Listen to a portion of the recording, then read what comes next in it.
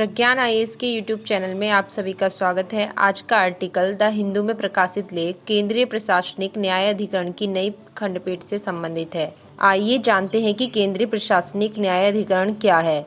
केंद्रीय प्रशासनिक न्याय अधिकरण की स्थापना अनुच्छेद 323 का के तहत संविधान में भर्ती और सेवा की शर्तों के संबंध में विवाद और शिकायतों के समाधान के लिए की गई थी। इसका उद्देश्य पीड़ित लोक सेवकों को त्वरित, सस्ता और सुलभ न्याय प्रदान करना है। यह सार्वजनिक सेवाओं और पदों पर नियुक्त व्यक्तियों के लिए न्याय की देखरेख करता है। अनुच्छेद 323 का के अनुसरण में संसद ने वर्ष 1985 में प्रशासनिक अधिकरण अधिनियम पारित किया था। यह अधिनियम लोक सेवा में नियुक्त कर्मियों के चयन तथा उनकी सेवा शर्तों से जुड़े विवादों तथा शिकायतों के अधिनिर्णय के लिए केंद्र सरकार को एक केंद्रीय प्रशासनिक न्याय अधिकरण और राज्य प्रशासनिक न्याय अधिकरण स्थापित करने के लिए अधिकृत करता है। आपकी जानकारी के लिए बता दें कि केंद्रीय प्रशासनिक न्याय अधिकरण की स्थापना नवंबर 1985 में की गई तथा इसकी मुख्य पीठ दिल्ली में है। अभी तक इसकी 17 नियमित न्यायपीठ हैं, जिनमें से 15 उच्च न्यायालयों के मुख्यालयों में कार्यरत थी। शेष तो जयपुर और लखनऊ में है। जम्मू कश्मीर व लद्दाख केंद्र शासित प्रदेशों के लिए नई न्यायपीठ के उद्घाटन के बाद अब इनकी संख्या 18 हो गई है। इस अधिनियम के अनुसार शिकायतकर्ता स्वयं अपनी पैरवी कर सकता है।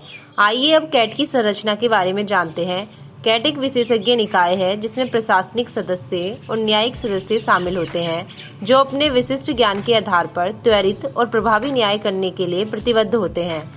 केंद्रीय प्रशासनिक न्याय अधिकरण का प्रमुख इसका अध्यक्ष होता है, जो उच्च न्यायालय का वर्तमान या सेवानिवृत्त न्यायाधीश हो सकता है। अध्यक्ष या उपाध्यक्ष के लिए सेवा अवधि 5 वर्ष या 65 वर्ष की आयु जो भी पहले होती है। सदस्यों के लिए आयु सीमा 62 वर्ष होती है। अध्यक्ष, उपाध्यक्ष या कैट का कोई भी सदस्य अपनी कार्यकाल के बीच में ही अपना इस्तीफा राष्ट्रपति को भेज सकता है। चलिए अब इसकी कार्यप्रणाली के बारे में जानते हैं। इसका अधिकार क्षेत्र प्रशासनिक न्याय अधिकरण अधिनियम 1985 से जुड़े सेवा मामलों तक ही सीमित है। ट्रिब्यूनल मामलों को तय करने में प्राकृतिक न्याय के सिद्धांतों द्वारा निर्देशित होता है और सिविल प्रक्रिया संहिता द्वारा निर्धारित प्रक्रिया से बाध्य नहीं होता है।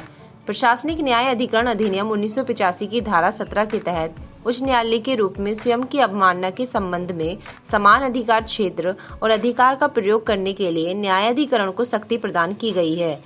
चलिए अब काम करने की स्वतंत्रता को देखते हैं। प्रशासनिक न्यायाधिकरण संशोधन अधिनियम 2006 के अनुसार कैट के अध्यक्ष और सदस्यों की सेवा की शर्तें उच्च न्यायालय के न्यायाधीश के समान ही होती हैं।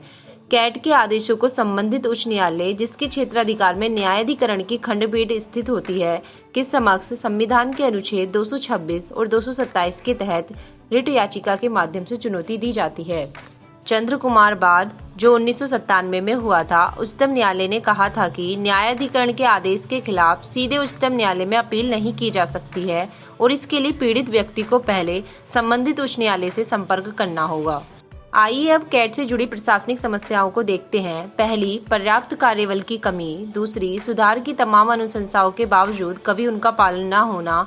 तीसरा, अपने पैतृक मंत्रालयों के अंतर्गत कार्य करते हुए उन्हीं के खिलाफ आदेश पारित करने के लिए उनकी दया पर निर्भर होना। चौथी, अनेक गैर न्यायिक सदस्यों के पास आवश्यक विधिक अर्हता का न होना या योग्यता की कमी होना। कुछ मामलों में दंतहीन या शक्तिविहीन होना। आज का आर्टिकल यहीं समाप्त होता है। धन्यवाद।